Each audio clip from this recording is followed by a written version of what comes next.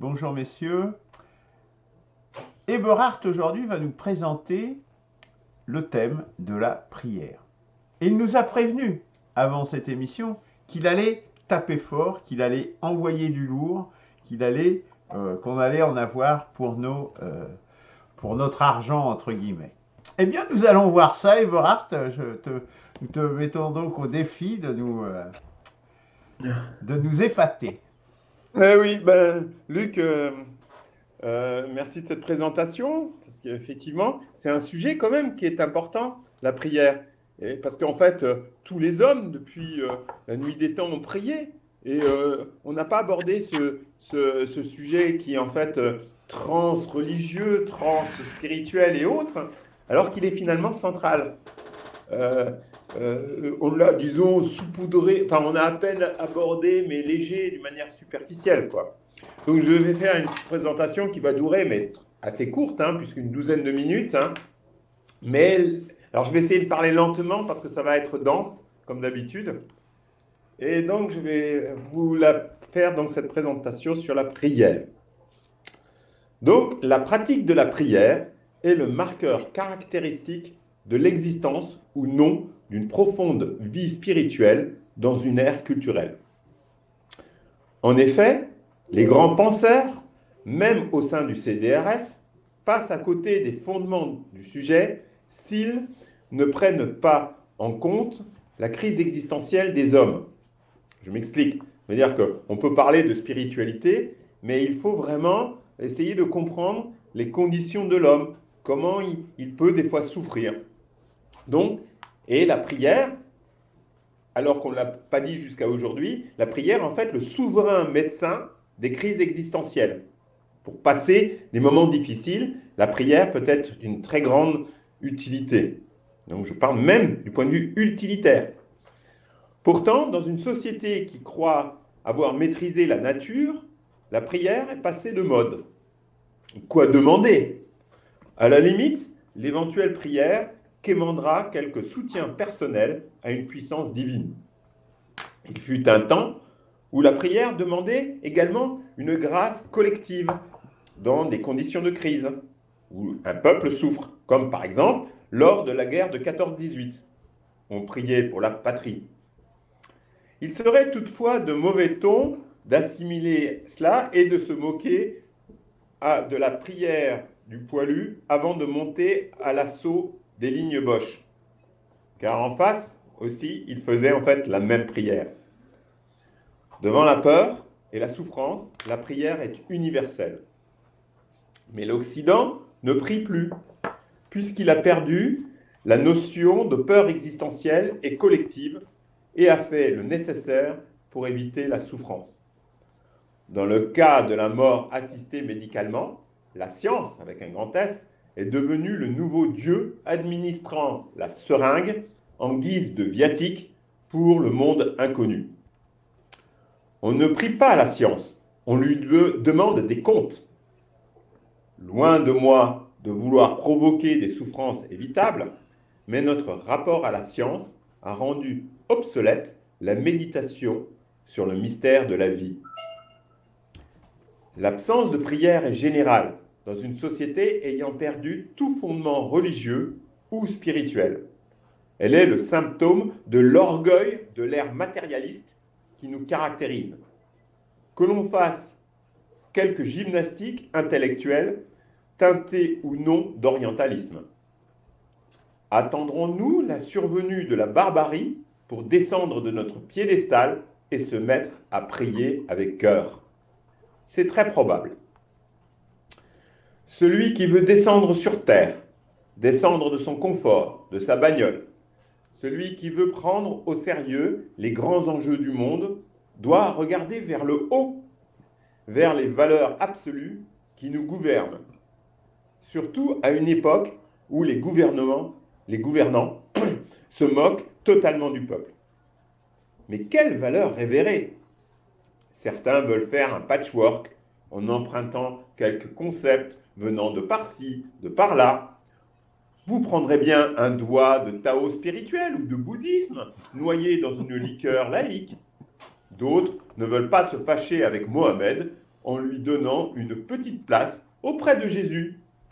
D'autres encore veulent faire table rase nietzschéenne et marxiste en improvisant un concept d'abstraction totale de spiritualité sans Dieu. Tous ces bricolages ne sont pas opérants ni efficaces au niveau individuel et collectif. Oui, quoi que puissent en penser certains, la prière est d'une efficacité redoutable lorsqu'elle est dirigée, bien conçue et cohérente. Et par le diriger, je vais m'expliquer. Et le diriger, c'est l'esprit du monothéisme, en fait. Contre le monothéisme, on peut bien déblatérer dans un accès d'automutilation typiquement occidental. Mais il s'est avéré tout simplement plus fort que tous les polythéismes. Comment peut-on sinon expliquer la survivance du judaïsme et l'expansion du christianisme? Et là, je me place sur une échelle civilisationnelle, n'est-ce pas, hein? Il ne suffit pas de dire, moi, personnellement, je crois pas dans le monothéisme et tout. On est pris dans un bain collectif qui a été formaté par le monothéisme. Et d'ailleurs, on trouve ce monothéisme pas seulement dans les religions, on trouve ce monothéisme aussi dans une sorte de religion, pseudo-religion, comme il y a les adeptes de la marque Apple, d'autres de Microsoft, voilà. Donc, ce n'est pas obligatoirement seulement religieux. On est dans un monothéisme classique, puisque c'est celui-là qui réussi, comme Google a pris, c'est un monothéisme de Google aujourd'hui, par exemple. Vous voyez, j'étends un peu la chose, mais ça vient en fait de notre christianisme particulièrement, qui a été l'expansion, et donc qui a exporté tout son modèle. Et on ne peut pas juste dire que, voilà, parce que moi je veux être plutôt polythéiste, parce que ça m'arrange dans mes petites, pour me démarquer du reste, mais en fait, finalement, on est complètement dans le moule quand même. Donc, nous verrons plus loin que la réponse n'est pas seulement un rapport avec la mise en place d'un appareil politico-religieux plus puissant, donc celui du monothéisme, mais aussi avec l'intensité et la sentimentalité de la prière judéo-chrétienne. Cela n'empêche pas d'exercer des critiques radicales et appropriées contre les institutions religieuses, sans toutefois jeter le bébé avec l'eau du bain. On peut ainsi identifier les faiblesses, par exemple, des apôtres instituant l'Église, Pierre et Paul, mais c'est pour mieux revenir au cœur de l'enseignement de Jésus, qui reste d'une actualité brûlante. Et j'en parlerai plus tard.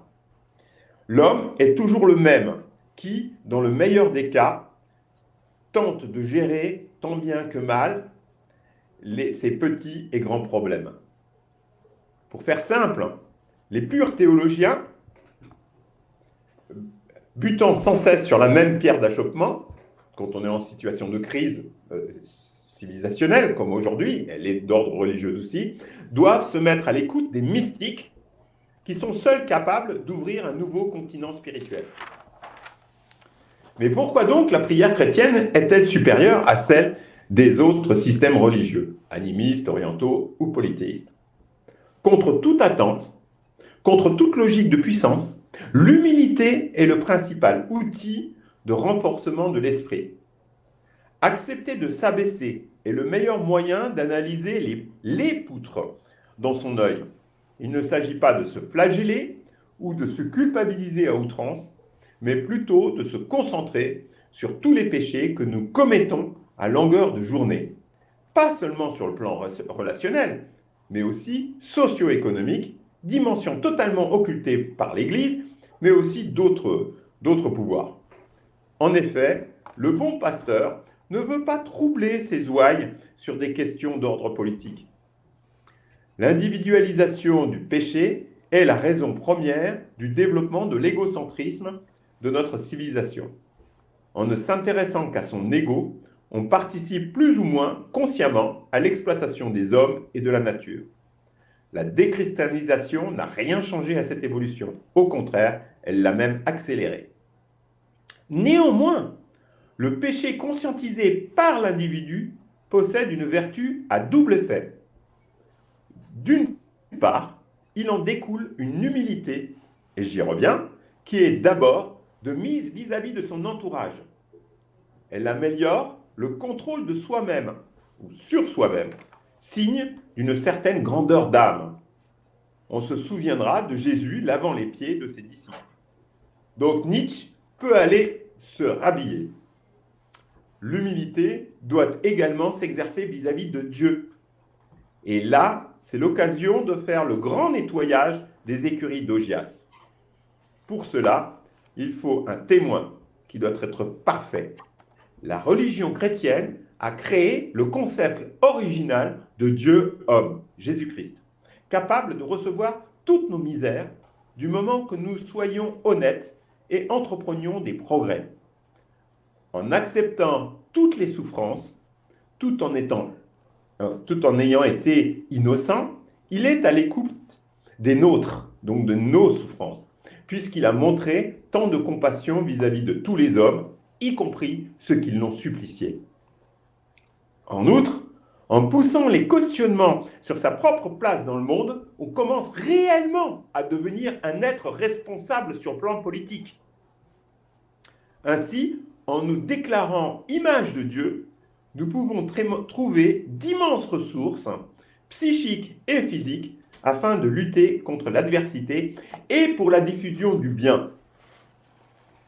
Nommer Jésus-Christ dans sa prière quotidienne nous permet ainsi de trouver un appui sur un ami dans tous les tourments de la vie. Donne-moi un point d'appui et je souleverai le monde, aurait dit Archimède. Selon Simone, la croix est ce point d'appui.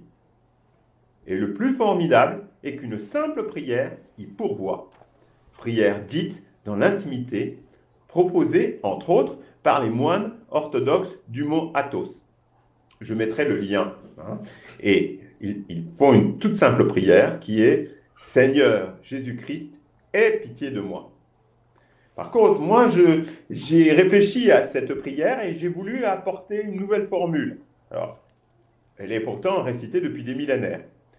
Mais comme les conditions de vie ont changé, comme les problèmes ont changé, je pense aussi qu'on peut faire évoluer ces prières, même si ce n'est pas la seule prière que proposent les moines du Mortos. Ils en parlent eux-mêmes. Mais il paraîtra peut-être présomptueux de ma part d'en vouloir proposer une autre. Et voici la prière que je fais. Seigneur Dieu, Jésus-Christ, toi qui as pitié de moi, donne-moi la force de lutter contre mes péchés. Donc, suivant plusieurs passages des Écritures, Jésus dispose d'une compassion inconditionnelle pour tous ceux qui croient en lui. Donc, tous ceux qui l'invoquent, dans les termes indiqués précédemment, sont donc assurés de sa pitié. Il n'y a pas besoin de lui demander « Aie pitié de moi ». De part ailleurs, la seconde partie en appelle à notre effort de travailler sur nos péchés. Cela formalise de manière plus appuyée notre responsabilité en vue de nous rapprocher de sa création. Alors, cette création, c'est dans le sens large, c'est le monde en fait, et d'atteindre l'unité avec Dieu. Et enfin, je propose une prière pour nos proches. Seigneur Dieu, Jésus-Christ, toi qui as pitié de ton serviteur, là c'est Dimitri parce que c'est mon ami russe, soutiens-le dans l'adversité. Donc on soutient des amis, des gens qui ont cette même idée, des mêmes idéaux en fait. Je veux également continuer ma déclaration d'amour, celle que je formule bien souvent sur ma ferme. Seigneur Dieu, Jésus-Christ, je t'aime. C'est dans une attitude de concentration que les prières sont les plus puissantes. On peut être seul ou priant avec un être cher, tendu vers le même idéal. En conclusion, je peux vous assurer que la prière fait des merveilles et même des miracles. Pour l'illustrer, je vous offre un souvenir.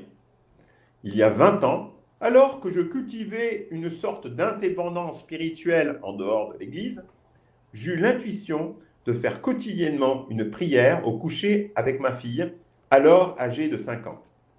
Elle s'intitule « Engele komm, mach mich fromm, dass ich zu dir im Himmel komm ». Ce qui veut dire en français « Petit ange viens, bénis-moi pour que j'aille dans ton ciel ». En plus des attentions bien terrestres que je lui portais, cette prière a eu des effets bénéfiques jusqu'à aujourd'hui dans de multiples domaines, amitié études, profession, etc.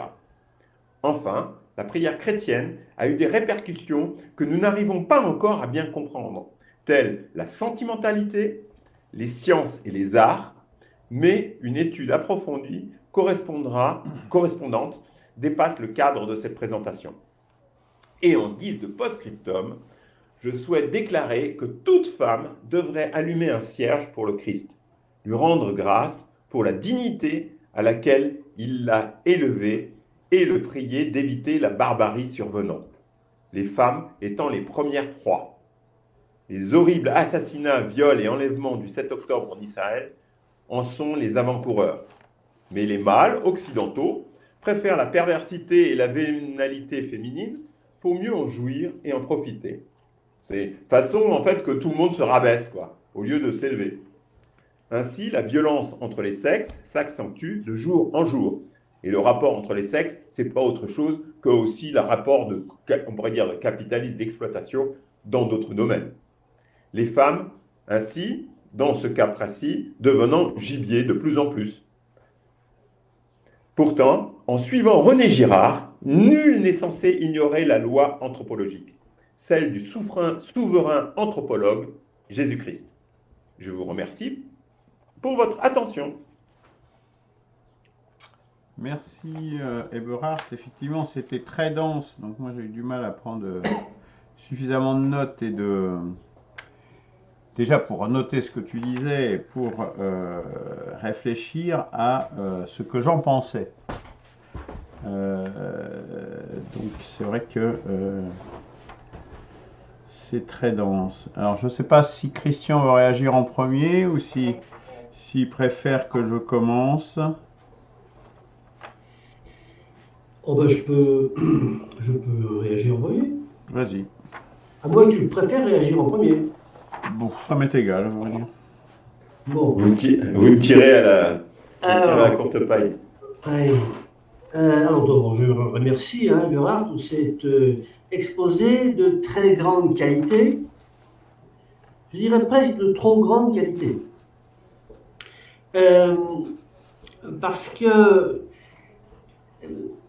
alors, moi, j'aurais aimé... Non, j'aurais pas aimé. J'aimerais que, peut-être après cet exposé, il y en ait un autre qui aborde le sujet de façon un petit peu plus triviale. C'est, je pense, une dissertation sur la prière, qui est une dissertation d'un niveau théologique, et pas d'un niveau sociologique ordinaire. À mon avis, il manque deux choses déjà au départ. C'est tout simplement une définition de la prière. Ils n'ont pas défini ce que c'est que la prière. On supposait que tout le monde le savait et que surtout qu'on avait tous une définition identique. Or, nous avons pris... Est-ce que tu peux couper ton micro, Eberhard, parce qu'on t'entend taper sur ton clavier?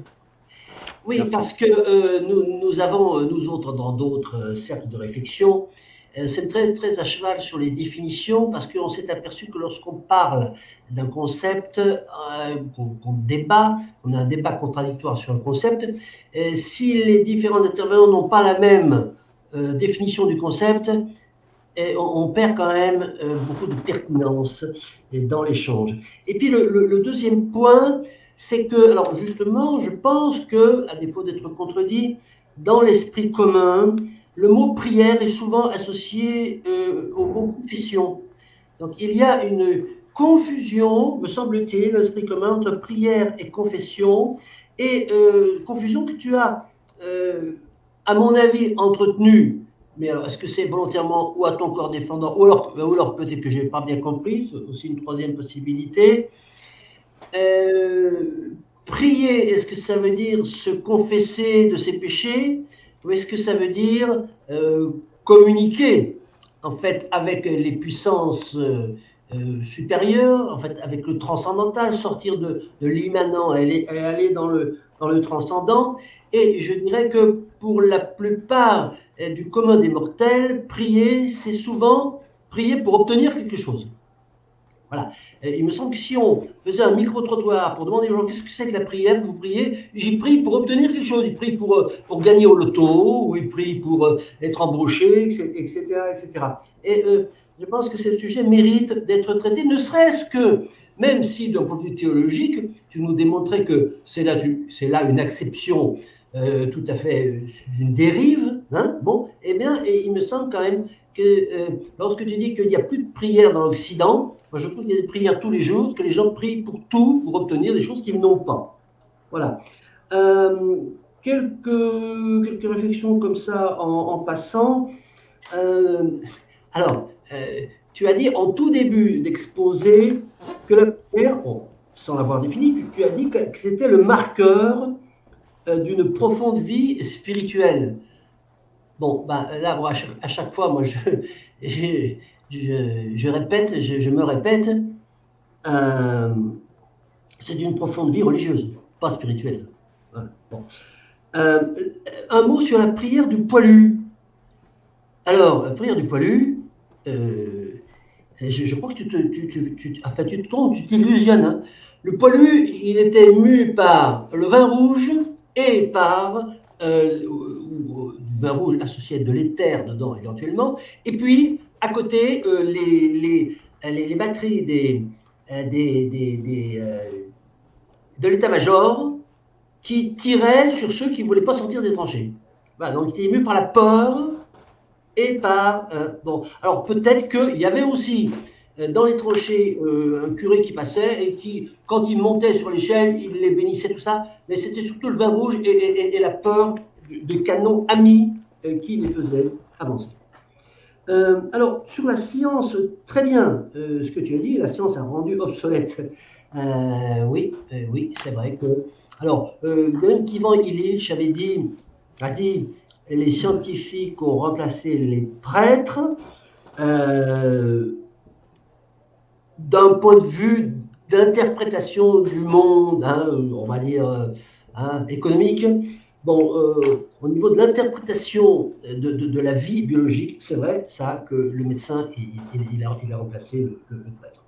Tout à fait exact. Tu as dit un peu plus loin, tu as parlé des valeurs absolues qui nous gouvernent. Alors ça c'est intéressant, mais il faudrait nous dire lesquelles. Je ne sais pas ce que c'est que c'est présupposé que c'était évident. Je ne vois pas ce que c'est que ces valeurs absolues qui nous gouvernent. Tu as dit aussi plus loin que tu as cité un certain nombre de bricolages. J'adore ça. Et tu as mis dans le paquet de bricolage la spiritualité sans Dieu. La spiritualité sans Dieu, c'est du bricolage. Bon, je ne suis pas d'accord.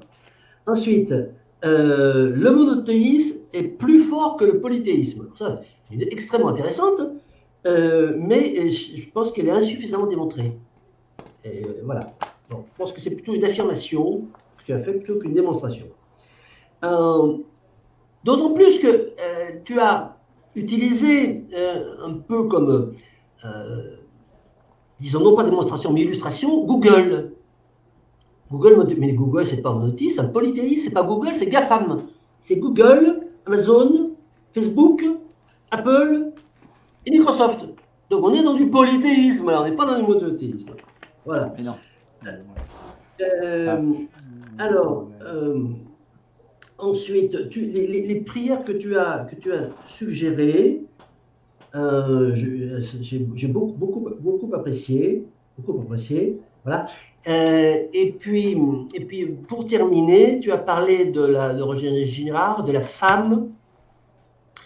Oui, alors ce qui est intéressant, alors tu rends hommage aux femmes très haut, puisque tu les mets dans la prière ultime.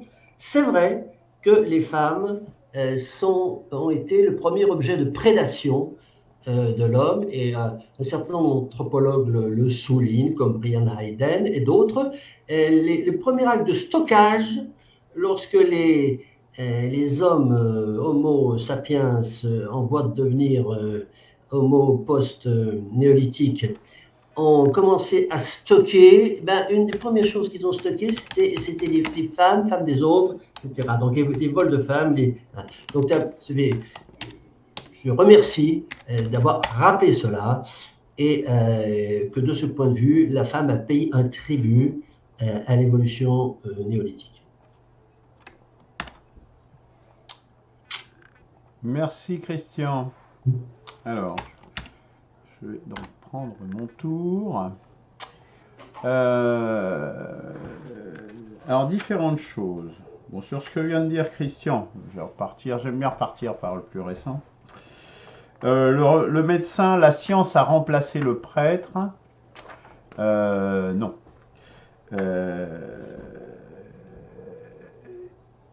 C'est pas comme ça. Ce qui a remplacé le prêtre, c'est le journaliste.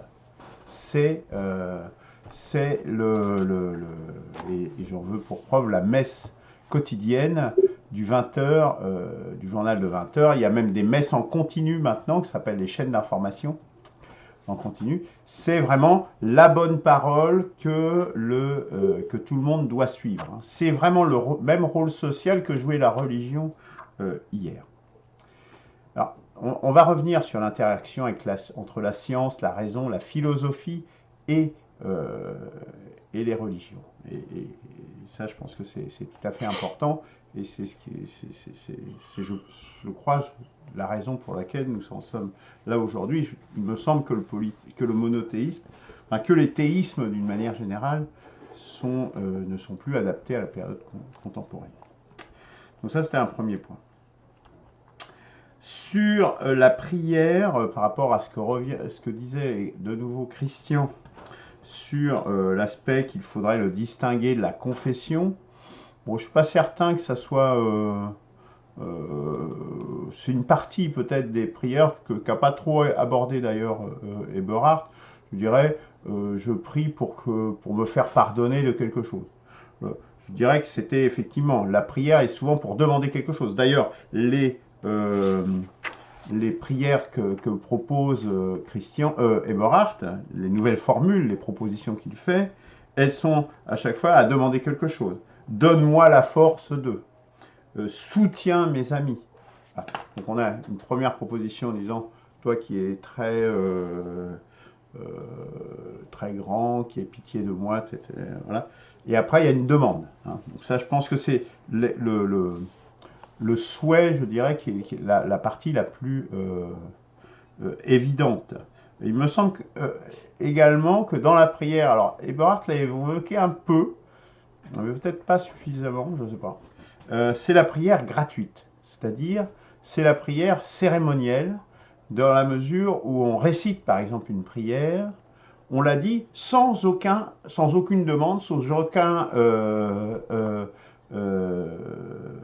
aucun but particulier, simplement presque par habitude, voilà, pour communier avec le surnaturel, avec la divinité, ou avec quoi que ce soit.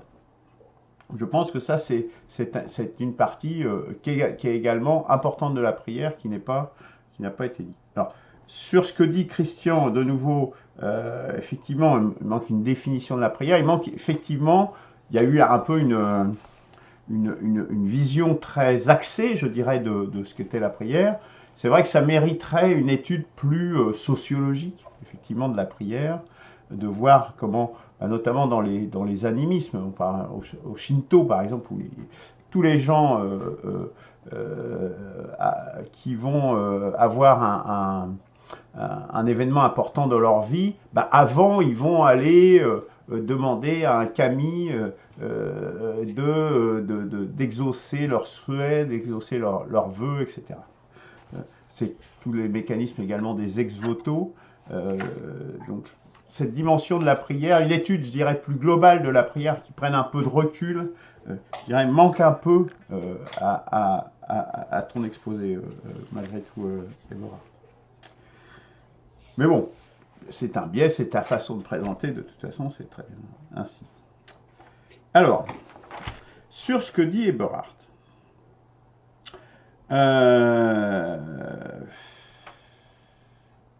la prière, alors tu as raison, au départ tu dis effectivement c'est un aspect qu'on n'a pas suffisamment, qu'on n'a pas étudié, moi notamment dans ma présentation de la spiritualité, c'est pas quelque chose que j'ai sans doute parlé des souhaits, etc., mais le mot prière, je ne suis pas sûr qu'il ait été suffisamment mis en avant, effectivement, c'est assez important, parce que c'est dans la partie justement soin, c'est-à-dire être bien dans la vie au quotidien, je dirais.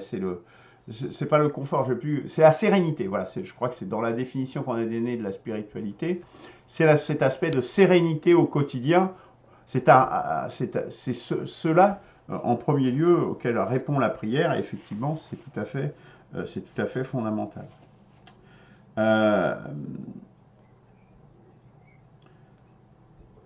Pour ce qui concerne, alors tu nous as un peu attaqué là, sur notre syncrétisme, de dire oui, on va prendre un petit peu de trucs de là, et puis on va faire un amalgame, et puis ça va marcher. Alors je ne dis pas qu'il n'y a pas des cas, et c'est dommage que Claude soit pas là. Prenons par exemple effectivement la révélation d'Arès, on est très clairement dans un genre de syncrétisme, avec des réinterprétations notamment de l'islam, hein, puisque Mahomet est censé être le dernier prophète, et puis Potet vient comme un nouveau prophète. Donc forcément, il y a une contradiction tout à fait évidente, et là, on voit bien qu'il y a un blougi-boulga fatalement qui se met en place. Donc là, je dirais que c'est mais dommage que Claude soit pas là pour en discuter avec nous aujourd'hui.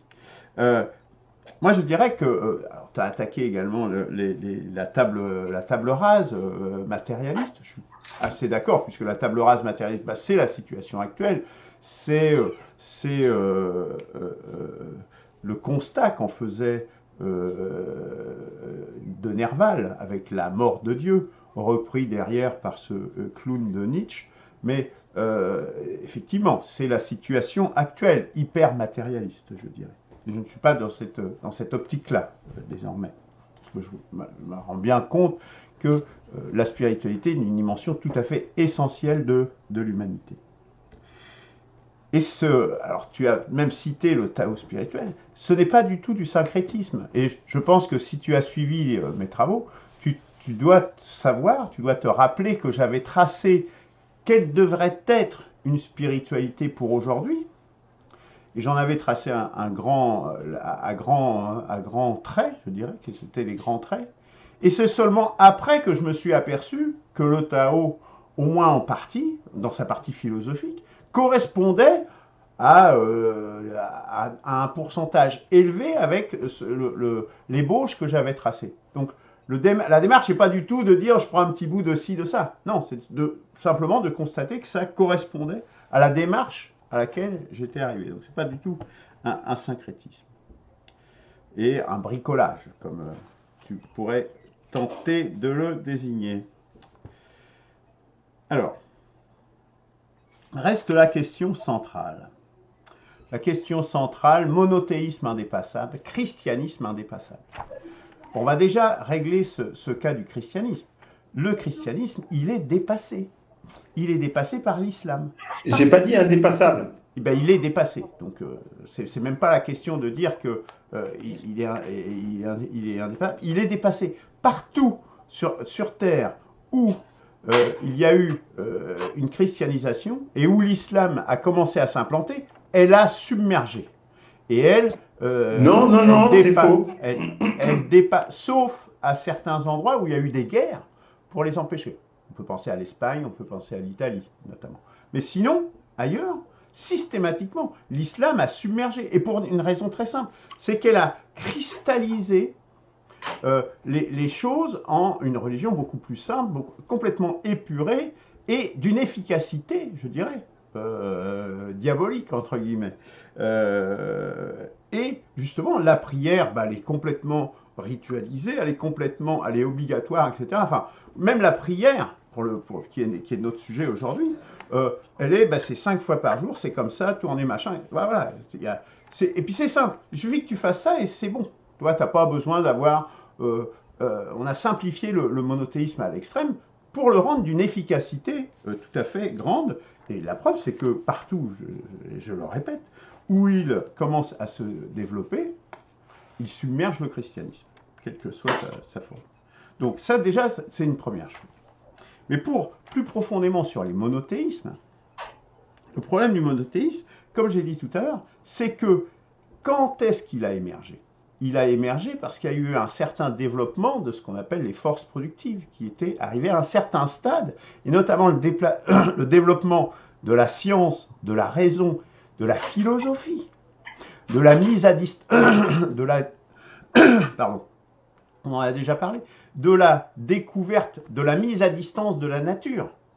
C'est à ce moment-là que les monothéismes sont devenus absolument nécessaires et indispensables pour donner, parce que toutes les explications, je dirais, polythéistes ou animistes antérieures tombaient, puisqu'on avait des explications rationnelles à la place. Et la réponse religieuse à ça, ça a été de dire, d'une part, eh bien, on met à distance la nature, et la nature est à notre disposition. Ça, c'est un élément très fort du monothéisme qui s'oppose totalement à l'animisme, par exemple. On voit bien qu'on est à 180 degrés par rapport à l'animisme. Hein. Donc ça correspond à une période historique où la nature est à disposition de l'homme, l'homme étant à l'image de Dieu sur Terre, et donc quelque part supérieur à tout le reste de la nature, premier élément. Et deuxième élément, Dieu est l'explication universelle. Tous les phénomènes qu'on ne comprend pas, c'est Dieu. Et on ne discute pas, on ne discute plus, fin de la discussion. Avec, comme je disais, l'islam qui est la partie la plus moderne, quelque part, du monothéisme, la plus avancée, puisque là, on ne discute plus du tout. Dans le christianisme, il y a encore des débats théologiques, etc. Dans l'islam, tu n'as pas à discuter. C'est comme ça, et puis c'est tout. Il n'y a pas de théologie dans l'islam. Hein. C'est juste des interprétations. Mais on n'est pas dans la théologie, on n'a pas des saint Thomas d'Aquin ou ce genre de personnages, par exemple, ou de saint Augustin dont on a déjà discuté. Et donc, aujourd'hui, le problème du monothéisme, je pense, c'est que justement, le niveau des forces productives a de nouveau progressé suffisamment pour faire tomber ce besoin social qu'il y avait du monothéisme. C'est pour ça qu'on arrive non pas à un bricolage, mais simplement à une trajectoire historique qui nous amène aujourd'hui à dire s'il y a une spiritualité, ce sera sans doute une spiritualité sans Dieu. Voilà pour cette longue réponse. Mais bon, qui s'est écarté un peu de la prière pour le coup. Mais bon, comme tu nous as écarté, oui. Je me suis écarté, mais parce que tu nous as un petit peu envoyé sur cette trajectoire. Donc, tu es obligé de répondre. Non, vous avez dévié vous-même. Non, c'est toi qui nous as attaqué sur le Tao spirituel, oui. sur le syncrétisme, se faire ami entre le Coran et Jésus, oui. Tout ça. C'est toi qui l'as parlé, hein. Oui. Mais vous ne pouvez pas laisser passer ça. Donc vous n'avez pas très bien compris en fait mon discours en quelque sorte. Donc je vais essayer de le reformuler d'une manière plus différemment et plus précise, si possible. Les polythéismes et les autres religions, il y a la dimension collective plus importante.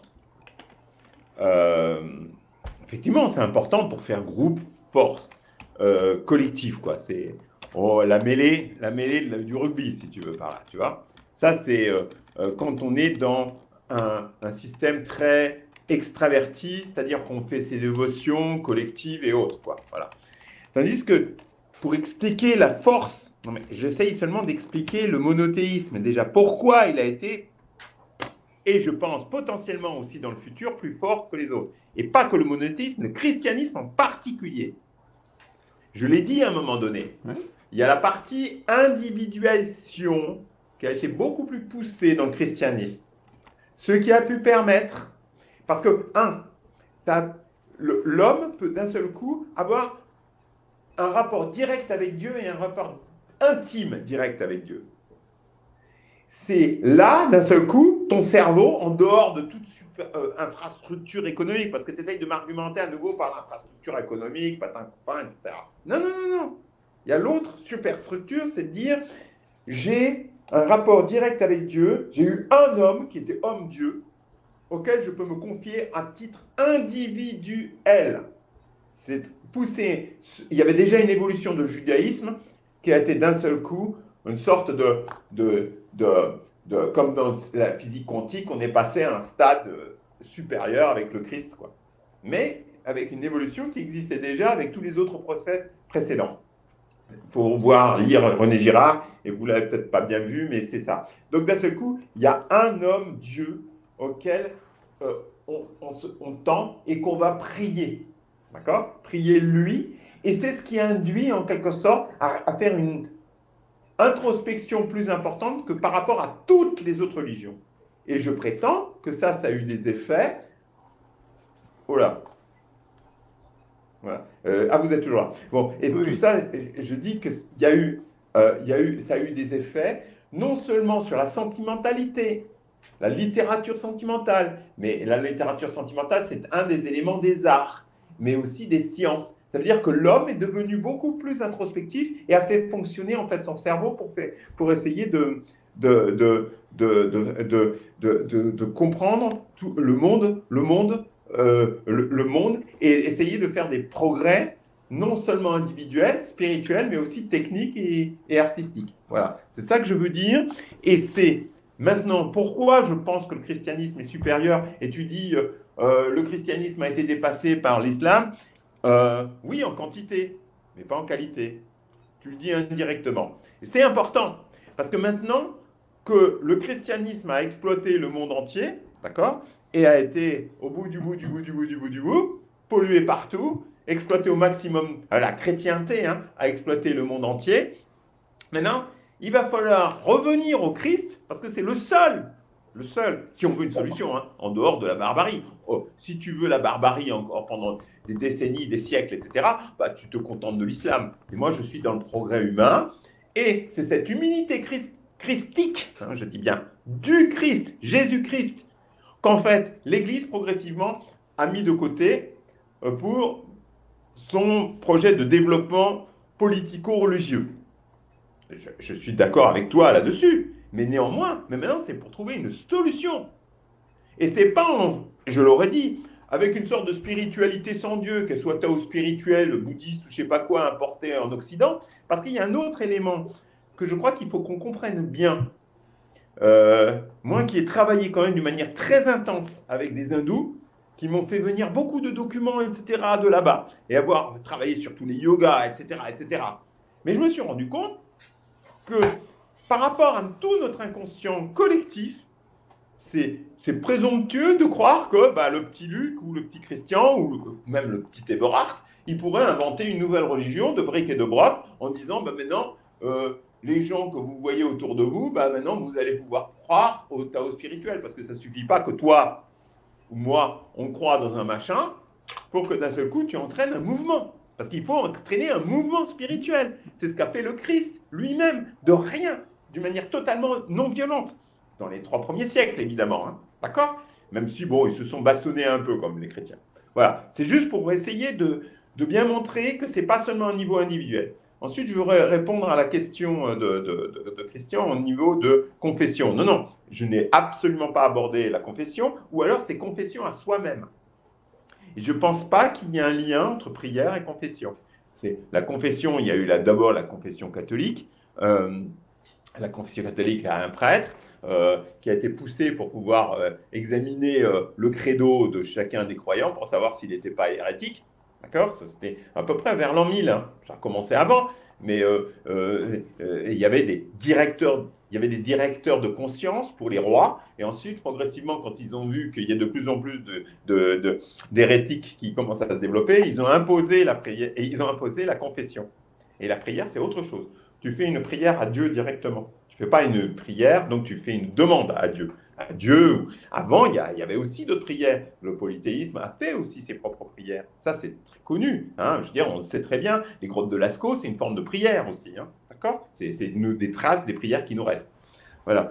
Ça, c'est juste pour bien montrer, il n'y a pas autre chose. Les valeurs absolues, bien sûr, je n'ai pas pu aborder les valeurs absolues. Je n'allais pas faire une présentation d'1 heure. Mais les valeurs absolues qu'on a dans l'univers, je dirais, gréco-judéo-chrétien, sont différemment positionnées, différemment exprimées que les valeurs qu'on peut avoir dans le système shinto ou autre. Donc, c'est juste pour montrer que quand on essaye de faire du syncrétisme, là, Mohamed avec Jésus, il y a un problème d'ordre civilisationnel et culturel de vouloir faire ce genre de choses. C'est pour ça que c'est pas opérationnel. Enfin, voilà, c'est ce que j'ai un peu. Je pouvais pas aborder ça en détail. Voilà. Ah oui, et pour les GAFAM, les polythéistes, tu me disais que c'est un polythéisme Microsoft, mais le principe même de l'informatique, le principe même, c'est une sorte de forme de monothéisme. Alors, c'est comme, c'est comme des arbres, en fait, arborescents, si tu veux.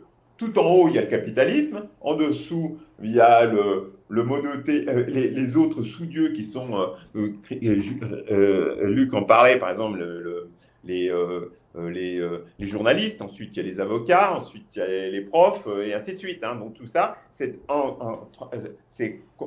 l'alternative, en quelque sorte, à la religion, si tu veux, par là. Hein. Même si c'est toujours imbriqué l'un dans l'autre. Voilà. C'est juste pour dire que voilà, notre société fonctionne en forme de polythéisme, où il y a en forme de projet monothéiste, mais il y a la concurrence entre différentes religions. Un peu comme tu as le christianisme, où tu as différents... il y a les protestants, il y a les catholiques, tu as les évangélistes, etc. Mais ils se prétendent tous monothéistes. Voilà. Voilà. Je pense que j'ai vu l'essentiel. Ah oui, juste pour 14-18, je crois que tu ne vois pas l'état religieux de l'époque, et surtout des poilus globalement, étaient profondément catholiques et chrétiens à leur époque. Tu fais du dichristianisme avancé, quoi. Il n'y était pas encore à l'époque. Le poilu priait. Globalement, tu avais bien sûr quelques apollinaires qui étaient peut-être plus dans le coup, mais les autres étaient encore profondément croyants. Faudrait que tu regardes les chiffres sur le nombre de gens qui allaient à la messe, hein, et dans tous les villages de France, hein, et surtout les poilus, c'était ceux qui étaient les paysans et compagnie. Donc eux étaient encore plus chrétiens. Et ils faisaient des dévotions pour prier pour les bonnes récoltes, etc. Donc c'était vraiment la dévotion qui demande. Voilà. Donc c'était très, très, très chrétien à l'époque encore.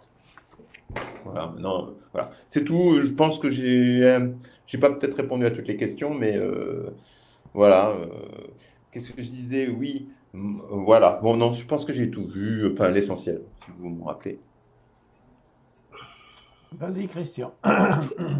Oui, alors pour tout ça, c'est très très intéressant. Moi, je regrette qu'on n'ait pas creusé plus que ça le sujet pourtant du jour, qui était la prière. Tu as dit, Eberhard, qu'on avait dérivé, mais il me semble que c'est toi le premier qui a dérivé, parce que dans ton exposé, tu nous as assez peu parlé de la prière. Tu nous as beaucoup parlé, tu ne nous as pas parlé en tout cas que de la prière. Tu as abordé un sujet sans doute plus polémique, hein, monothéisme versus polythéisme, etc.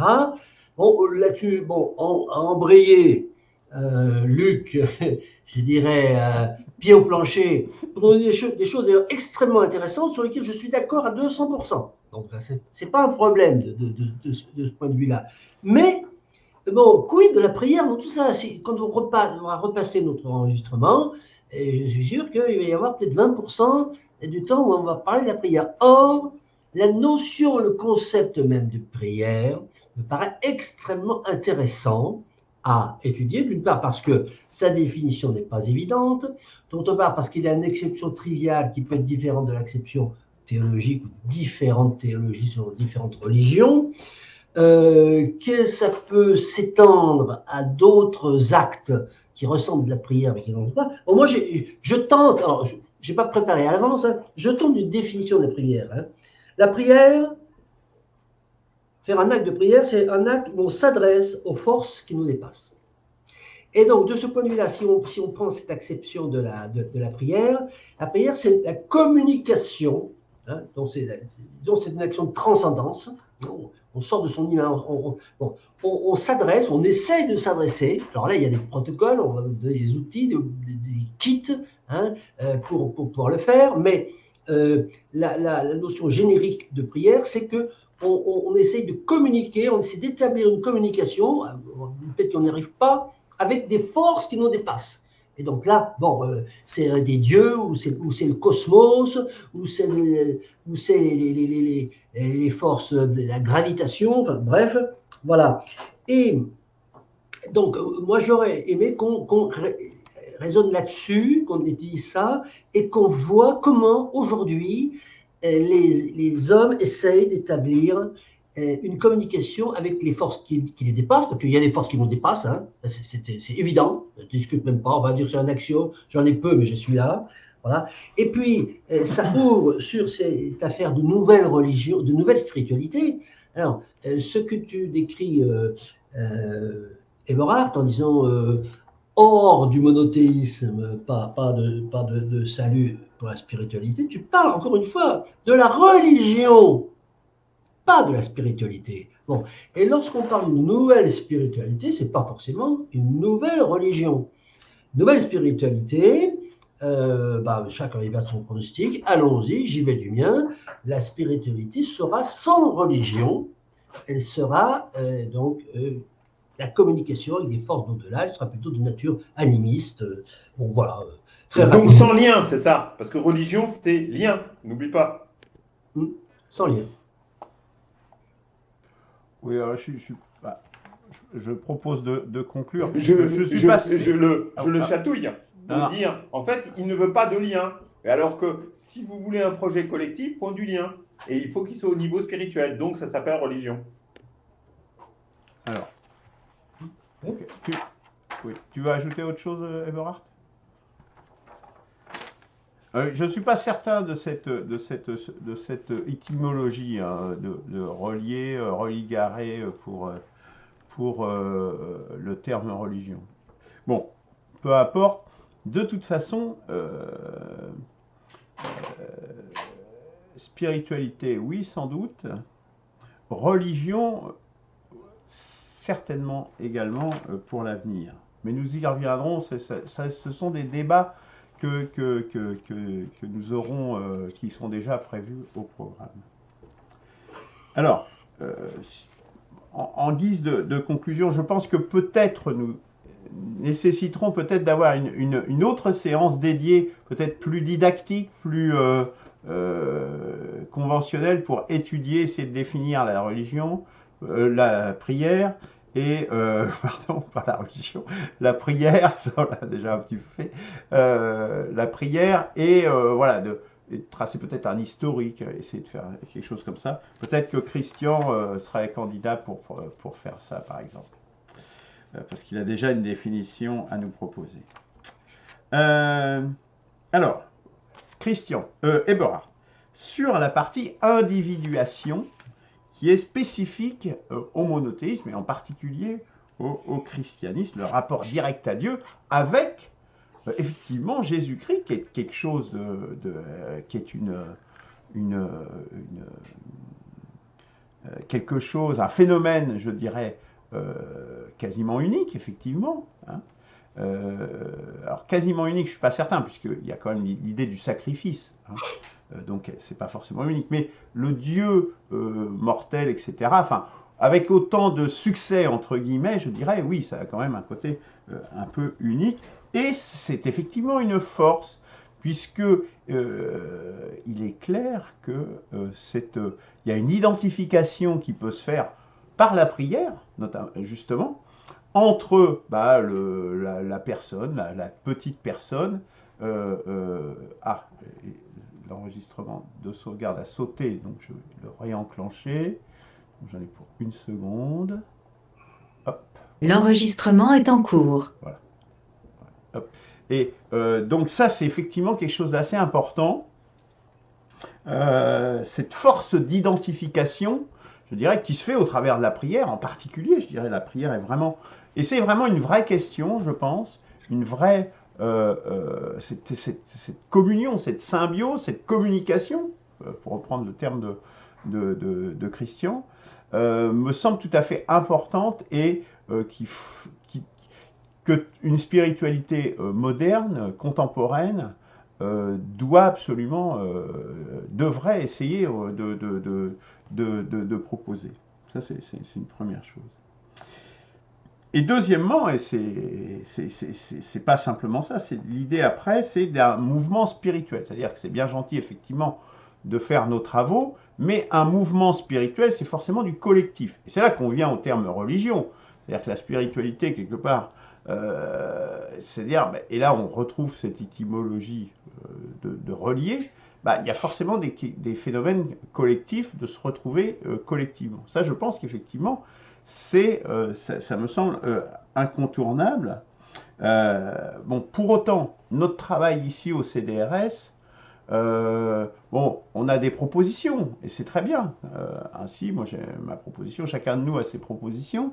Notre travail est modeste. Je pense qu'il faut que voit notre travail du CDRS comme modeste, en essayant de travailler à ça, à faire émerger quelque chose de renouvelé dans le champ spirituel, voire religieux, et modeste en espérant être utile par nos travaux à faire émerger quelque chose. Peut-être que des gens qui arriveront à synthétiser tout ça, à cristalliser plus exactement tout ça et le communiquer largement autour d'eux, eh bien peut-être qu'on leur sera utile. Moi je pense que c'est humblement la tâche du CDRS, au moins à ce stade. Voilà. Merci messieurs. Rien d'autre? Vous n'avez pas d'autre? Merci.